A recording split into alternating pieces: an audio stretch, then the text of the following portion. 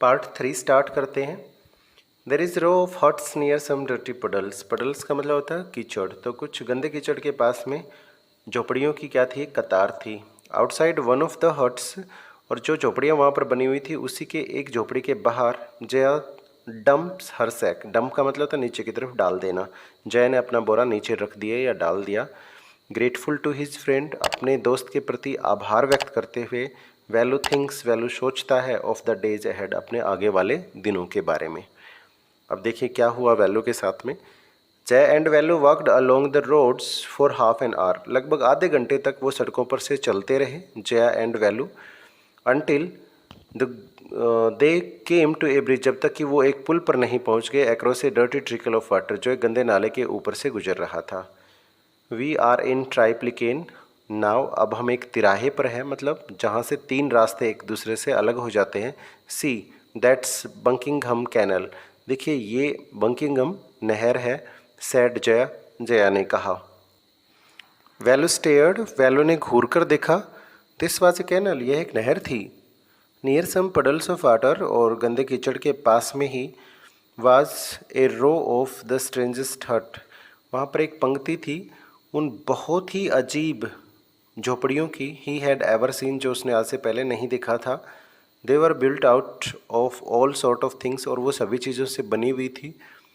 उनके ऊपर metal seat भी थी, मतलब धातु की चादर भी थी। टायर्स भी उनके ऊपर पड़े हुए थे। ब्रिक्स, ईंटें भी थी। वुड, लकड़ी भी थी। एंड प्लास्टिक, और प्लास्टिक भी उनके ऊपर डाल रखा था। दे स्टूड क्रुकडली, क्रुकडली का मतलब था मुड़ा थुड़ा, और वो इस प्रकार से मुड़ी तुड़ी खड़ी थी। एंड लुकड, और दिखाई दे रही थी। As if they would fall any moment, कि वो किसी भी पल नीचे गिर सकती हैं। Is this where you live, क्या ये वो जगह जहाँ तुम रहती हो। दीज हाउस आर स्ट्रेंज, ये घर बड़े अजीब हैं। सैड वैल्यू, वैल्यू ने कहा।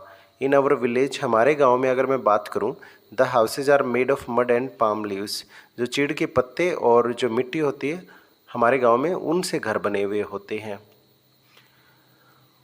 Jaya went round to one of the huts and dumped her sack outside. Jaya जो झोपड़ियाँ बनी हुई थी उनमें से एक झोपड़ी के पास में गई और उसने अपना बोरा एक झोपड़ी के बाहर रख दिया। Then he picked up an empty one, और वहाँ से क्या कर लिया उसने, एक खाली बोरा उठा लिया। लेट्स गो, चलो चलें। सी टर्न टू वैल्यू, वैल्यू की तरफ मुड़ गई। And gave him a show, show का मतलब होता है धक्का देना, और उसे एक धक्का दे दिया।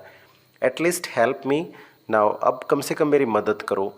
Hair wear these and come with me, ये लो पहन लो इनको और मेरे साथ में चलो।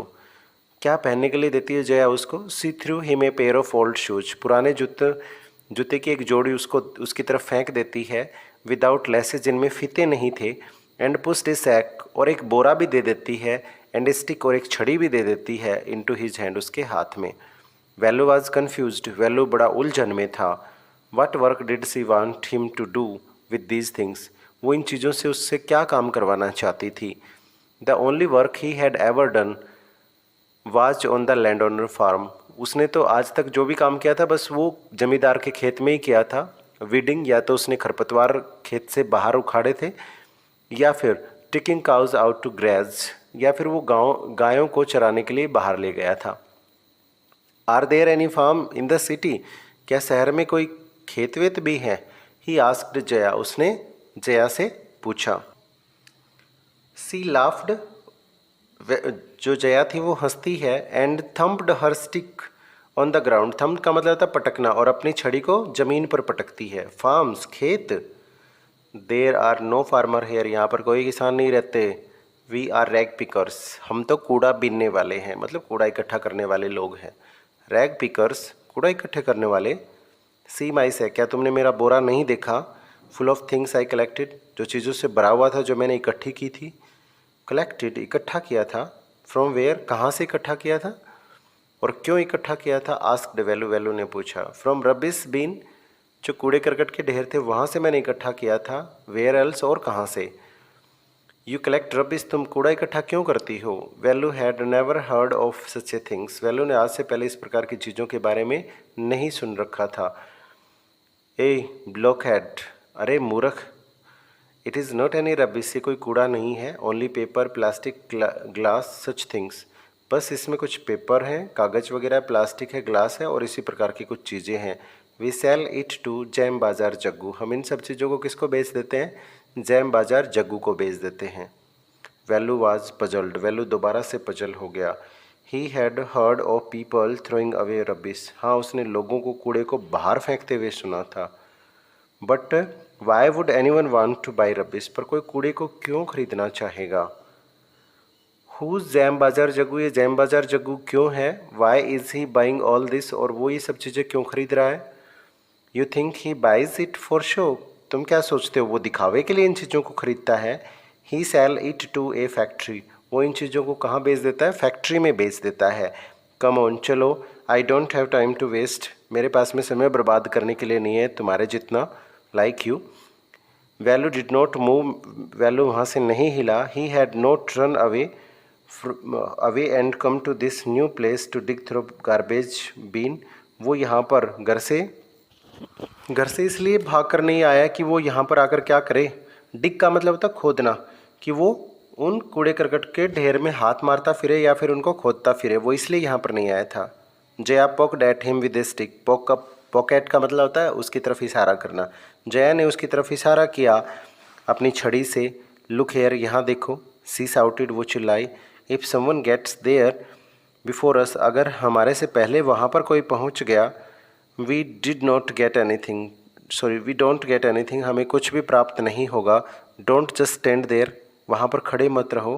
पोज बनाते हुए। बिग हीरो, बड़े hero.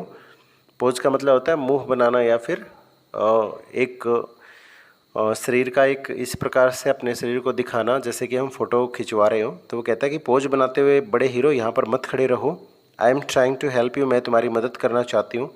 Who filled your stomach today. आज तुम्हारा पेट किसने भरा था? Valu stretch his head. और वैल्यू ने क्या किया? स्ट्रेच कर लिया, अपना सिर हिलाया। एंड साइड, और साइड का मतलब था आह भरना, और अपनी मतलब आह भरता है वो। I will do it for now. अब के लिए तो मैं ये करूँगा। ही थॉट, उसने सोचा। Until I find a better job. जब तक कि मुझे एक अच्छी सी नौकरी नहीं मिल जाती। ठीक है, तो डियर स्टूडेंट, ये था आपका पार्ट नंबर 3। और इसके जो राइटर हैं वो है गीता वोल्फ, अनुष्का, रविशंकर और अरिजीत सेन। और ये कहाँ से लिया गया है? फ्रॉम ट्रेस से लिया गया है। A rag picker childrens and recycling. ठीक है।